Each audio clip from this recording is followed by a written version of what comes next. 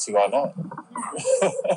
It just takes longer to master anyone, when you work that way. But no, I've definitely feel it. I've been that way a lot myself. I've jumped around to different things and never been very like, oh, I'm only going to do this every day when I'm, trying to be productive. Right? Well, it's boring doing that. Yeah. Same with music, I don't want to. For a while, I was like, oh, I need to be rock and roll. I need to be punk. I have to prove that, women can be rock and roll, and they don't all just write la la la loopy stuff. Yeah. But I think, especially after the Memphis broke up, I was kind of scared to do that because I still felt like I needed something. I needed to prove something. But I think also it can be more fun to be vulnerable and to branch out and to get weird. You got a boyfriend? So, what are you? So how do your emotions play into your creations? Into your art? Very much so.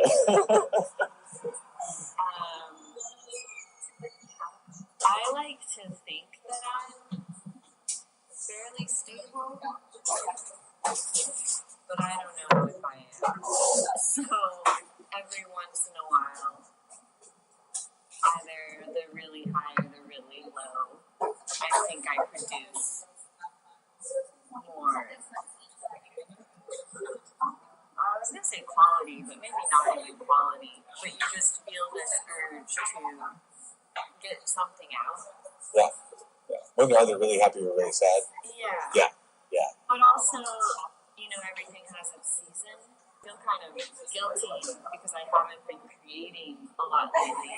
But you kind of have to remind yourself that everything has its own season. It's okay to take a break and kind of recharge. And one of my one-liners that's going to be in my new zine is flowers can't bloom all the damn time. Okay. So I think we have a lot to learn from nature and that. That's an interesting way of thinking about that, because a lot of us want to keep making and making. When we stop, we're failing. Yeah, exactly.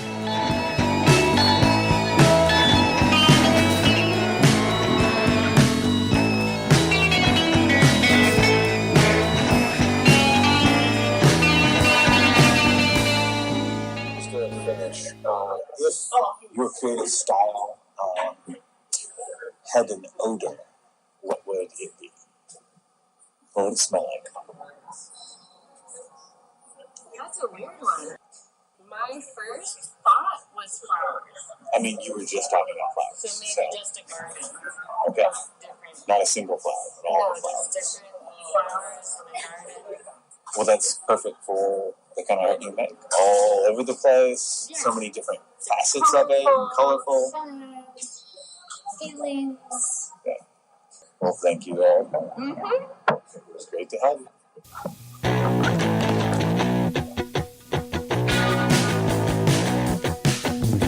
I wanna look at my rocks.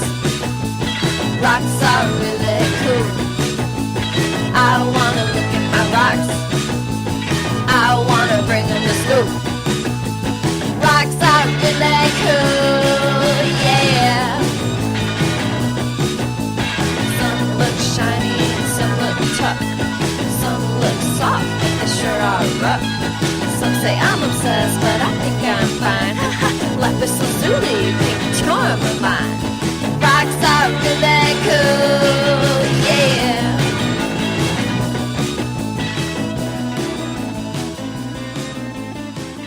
Thank you, Chad Terbox.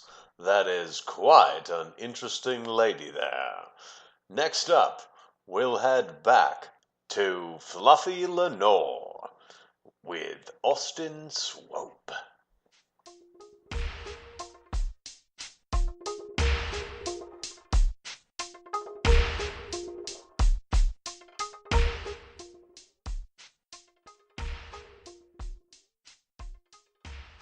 Hello, this is Fluffy Lenore here with Austin Swope, an accomplished painter, writer, musician, and all-around badass.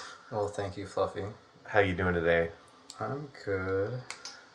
Well, we're here today to talk about the creative process and creativity and how you approach your different facets of art that you make. And I'd like to first ask you, how do you approach it in every day? Do you make art every day, or what is every day like in that sense? Well, I'd like to make art every day, but I do think about art every day, for sure. Okay. If I don't do something creative in some fashion every day, I do feel the day is a bit wasted. So I try to either do something that is actively creative or is going to generate creativity in the future, like even something as simple as brainstorming or beatboxing or recording a voice memo, like a song idea. All those count. And Yeah. anything that exercises those creative muscles in some way. So, Well, earlier you said something about I paint more while I'm not painting. right. And I think I adapted that quote from someone that said I write more when I'm not writing. I'm not 100% sure Okay. who even said it, but yeah, it rang true. I was like, I paint more when I'm not painting. Always composing things in my head. When I'm driving, when I'm at work, or just going about my life, I might kind of move my head or get a weird angle or kind of stand in a certain way and think about how I would compose a painting of this scene right now. Maybe I'll look behind some equipment, or I don't know, in the kitchen behind the ovens, or I don't know, there's endless places you can draw inspiration from just in your day-to-day life. So that's what you get your concepts from Often, these things that you might just have happened by seeing. right, or even conversations or being out in nature. A lot of, especially my abstract work, has been inspired by sort of the clash between humanity and nature, and like more so the things that we create. Like urban landscapes have such a nice contrast of styles, of shapes. The hard edges and 90-degree angles of sidewalks and street lamps with the very organic trees, clouds, all those things, and the ways they relate in every scene. Those kinds of things are what I am thinking about in some way when I'm doing abstract art. Is like those relationships between those kinds of shapes are very inspiring, and you see those all the time. So especially in a city like Memphis, we've got tons of trees. Yeah. So it's a good mix and balance, and And so then you reflect that in your art by having both these hard angles and these swoops, and that's not even in just your landscapes. I mean, your abstract art, the same principles apply. Certainly. And I mean, even in my like urban landscapes, you might remember like street posts have been a theme, and those are, especially at night, that color scheme. That's something that's inspired me countless times, and that I'll continue to play with for the rest of my life. Like those colors that are created by the yellow-orange street lamps, especially, create a blue-purplish shadow. Okay. Often. No, you have several that are inspired definitely by that I recognize. So that's where you get your concepts from. Is it a collage of things sometimes? Is it singular events, or both? Definitely both. I do have some paintings that were inspired by events. I've got this one over there in the corner. You've probably seen it, the one of Adrian and the sunrise. Mm-hmm. Yeah, I think I know. That one was inspired by a particular event, which was me and Adrian getting up, going out to the mountains. We were already awake, but at 3 a.m., driving out to the mountains and hiking. I've heard this story. I think I remember this. I remember meeting up with you the summer after, and you'd be like, dude, I gotta tell you about this one day. Yeah, well, we did that a ton, but I took a bunch of pictures that time, and it was one of the first times seeing sunrise over the city of Denver, because the city is east of the mountains, so you see it from a vantage point. I had never seen it before, so it's super inspiring. And seeing the lights of the city at night fade as the sun comes up, and then The sun reflects off all the lakes. Just incredibly awe-inspiring. And so yeah, I took a bunch of pictures of that, as the sun was coming up, and I kind of put all those together and composed them in a painting, and which came to be about my spiritual growth. And actually, on that morning, I had this paint marker, this gold paint pen, and we were kind of writing stuff.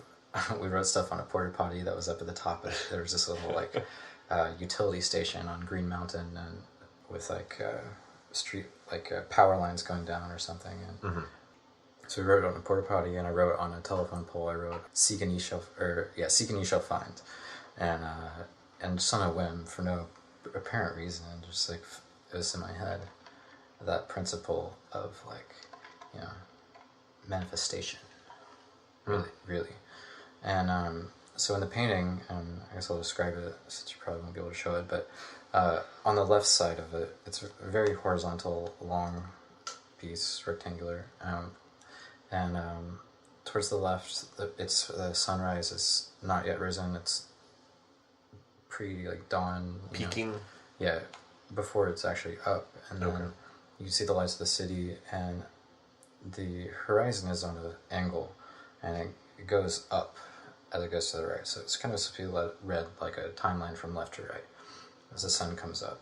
So the lights fade, and you can see more of the blue in the sky and everything, and you can still see the city, but the lights aren't on. And towards the right of the piece, Adrian is standing on the right with his eyes closed, and behind him the horizon fades away as the sun is kind of beaming down, and his closed eyes, line up with the horizon. And then over to the left, I've got the telephone pole, kind of sort of at the beginning of the painting, as you're reading it left to right. And the words "seek and you shall find" that I wrote on the pole are there, and the dashes and the E's on "seek" are lined up with the horizon. So, putting it together, the earlier part of the painting was kind of the earlier part of my life. Spiritually, "seek and you shall find." You obviously get that. But, it's very. We went to high school together, so of course. Well, that was meaning seek in the book a lot of the time, and you shall find the answer. Yeah.